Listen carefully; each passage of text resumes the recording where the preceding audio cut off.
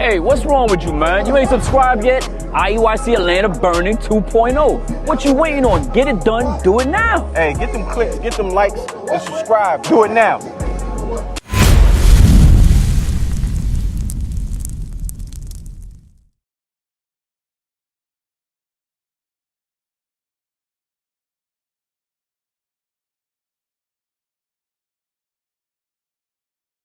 What club was that at?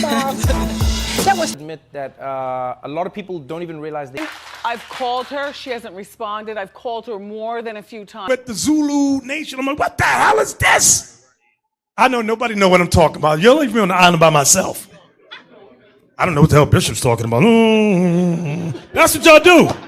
Then after class, yeah, I knew what you were talking about. I just don't want to be caught out there. The hell is this? Get on my damn nerves.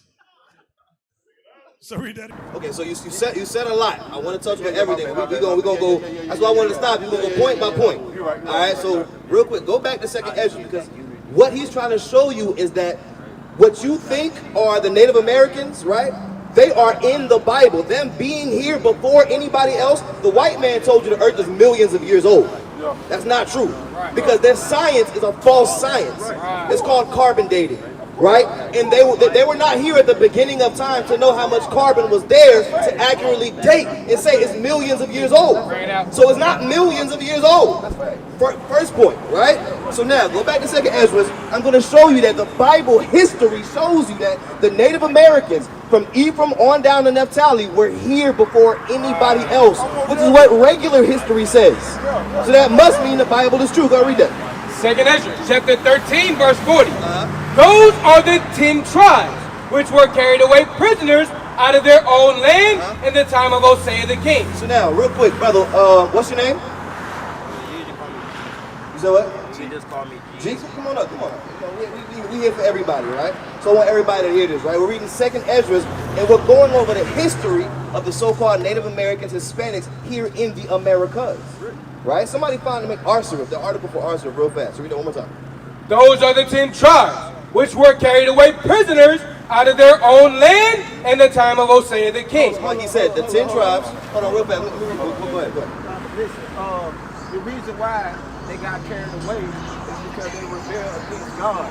Right, yes. So guess what?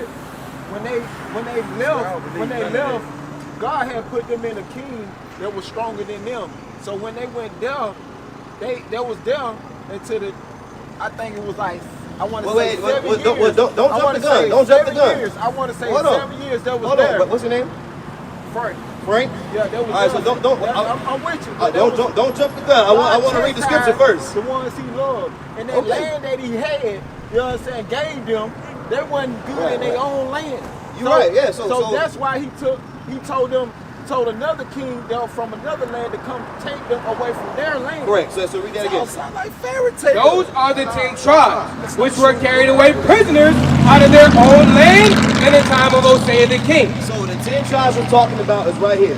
Ephraim, Manasseh, Simeon, Zebulun, Gad, Reuben, Asher, Naphtali, Issachar, and Dan. Right? So today they would be called Puerto Ricans, Cubans, Dominicans, Native Americans, Seminole Indians. God called them Ephraim, Manasseh, Simeon, so on and so forth, right? And during the Middle Ages, they were called the Aztecs. They were called the Mayans, the Incas, so on and so forth. So their names have continually changed, right? So that's the Native Americans talking about, right? Go ahead. Whom Salmanassar the king of Assyria led away captive, and he carried them over the waters. And so came they into another land. But they took this counsel among themselves. So now, Salmanassar took them into Assyria, right? Into slavery, which is prophecy in the Bible. Right. And then King Cyrus came and took over Assyria and took the Native Americans there to his land. You follow me? Come on. But they took this counsel among themselves, that they would leave the multitude of the heathen. So now King Cyrus gave them the ability, right, the liberty to leave, right? So they took this counsel among themselves and said what? To leave the multitude of the heathen. They said, you know what, we're going to leave and go do our own thing. And where are they going to go? And go forth into a further country where never mankind dwelt. So before they got here, there was nobody here. Bring it out. Then the Native Americans, so-called, What do you mean? The Bible just said it. But here's the thing. Hold on. But even if you don't believe that part, the first people here was who? The Native Americans. Right. And you said we're what? We're the indigenous. Which is who? The Native Americans. And the Bible said that they were the first ones here. Nobody was here. And the Bible said the same thing. A land where never mankind dwelt until they got there. Bring it out. And they were called what? The indigenous, the Incas, the Mayans, the Aztecs. God called them God called them Ephraim, Manasseh, Simeon, Gad, Reuben, Naphtali, so on and so forth. Right. But they got these other names when who? Christopher Columbus came, Ponce de Leon came, Hernando Cortez came. The white man came and renamed them. Gave you the name indigenous, Native American. The white man gave you that. Now, hold on, keep reading. And they entered into Euphrates by the narrow passages of the river. So now it's highlighting the method on how they got here, right? For the Most High then showed signs for them, and held still the flood, till they were passed over. For through that country there was a great way to go. Namely, I see your face turning up, but just give us a chance, right? Just listen. Hold on. Just listen. We're gonna finish. Namely, of a year and a half. So it's telling you how long it took them to get here. How do you? And hold on, just hold on. You got to be willing to at least listen, though. Just listen. And the same region is called Arsaris. So now it says the same region, that same land that they came, where never mankind dwelt, is called Arsaris. Wow. So now let's see what the historians say about Arsaris. This is outside the Bible, right? Come on. This is the Jewish encyclopedia. Arsaris, the name of the land beyond the great river, far away from the habitation of man, in which the 10 tribes of Israel will dwell, observing the laws of Moses until the time of the restoration. So now, the historians literally quoted the Bible as history, right? Matter of fact, read it one more. What? You guys more on that? Oh yeah, read that. Yeah. According to 4th Ezra 13:45, Columbus identified America with this land. So, wait. So Columbus had the Bible and was able to identify Arsaris as America, using history from the scriptures. Columbus was a real man, right? I mean, what information do we have to say otherwise? We don't. Christopher Columbus was a real man. Hernando Cortez was a real man. Ponce de Leon, the Spaniards were real people, right? Yeah, but they say Jesus So, was too. okay, but that's a different point. Christopher Columbus is what?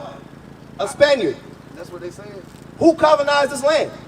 The Spaniards. How'd they get here? How'd they know this land was here? Right. The history just said it. The Bible just said it. Black folk bought them here. The Bible is showing that. Bro, Black folk bought them here. listen. Christopher Columbus. His navigator was a black dude. Right. What does it have to do with the history saying that Christopher Columbus came to the Americas and saw the people from the Bible in the Americas and said, hold on, Arsaris is the Americas. Right. What we're trying to show you is that the Bible is a history book. Right. And historians use the Bible as a credible source. Right. We just read it in an article outside of the Bible. You follow what I'm saying? Do you follow what I'm saying?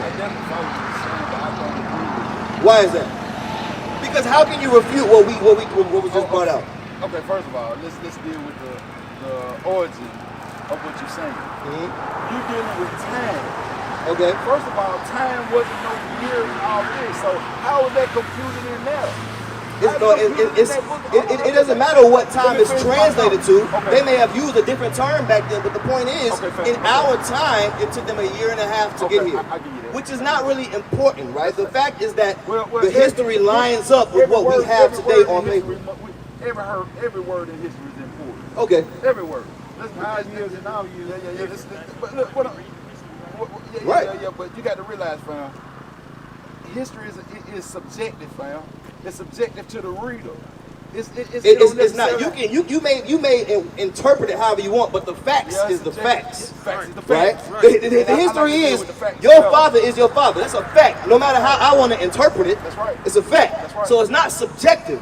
It's reality. Now, whether you choose to believe reality is your own thing. Bring it out. How? That's subjective because it was written by man.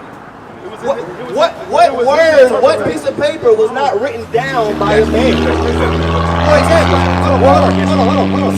So now, for example, is 1 + 1 2? Is that not written down in a book by a man? Right. What did somebody get shot yesterday? Is that not in the newspaper by a man? Right. You follow what I'm saying? So it doesn't matter just because it was written down. Yeah, that's fact. What you have to do, give me Deuteronomy 20, I'm going to show you something. Deuteronomy 28:16. What you have to do is line it up and see if it aligns with reality. Right. No matter who it's written down by. So Christopher Columbus identifying arsonists as America is not reality? I don't know that. So how can you argue it then? It's written. It's written, so we don't know for fact, Brother. bro. That's all Brother. I'm saying, fam. Listen, So, you're going through a Bible that I don't believe in. Okay, I don't believe that your God in heaven or the devil in hell exists. I don't believe that. We don't believe that either. That's not in the Bible. Okay, yeah, I don't believe but that. Here's the thing though. Really fast. Really fast.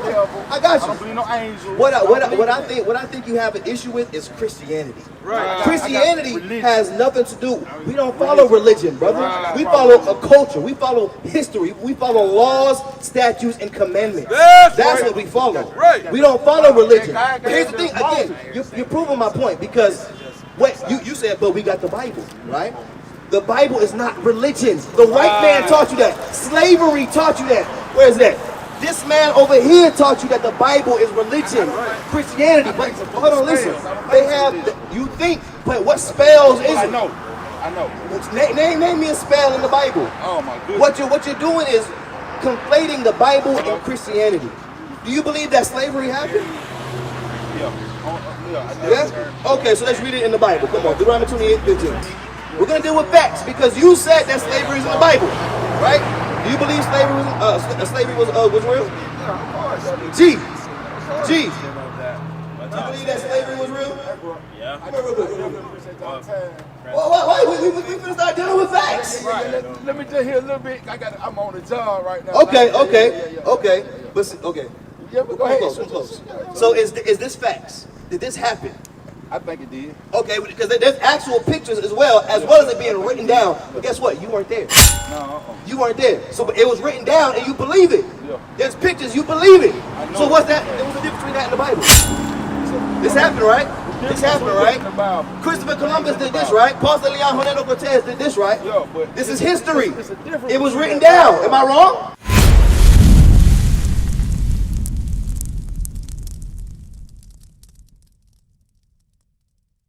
What is a nation?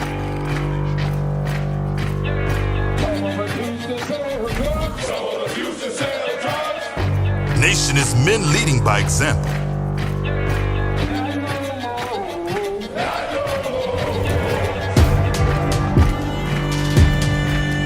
Nation is family.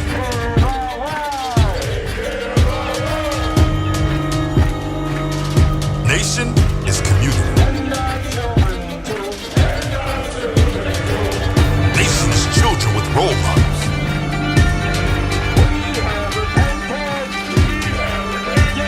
Nation is unity.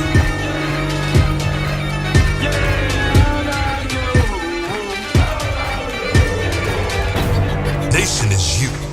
And finally, my brethren, be strong in the Lord. His word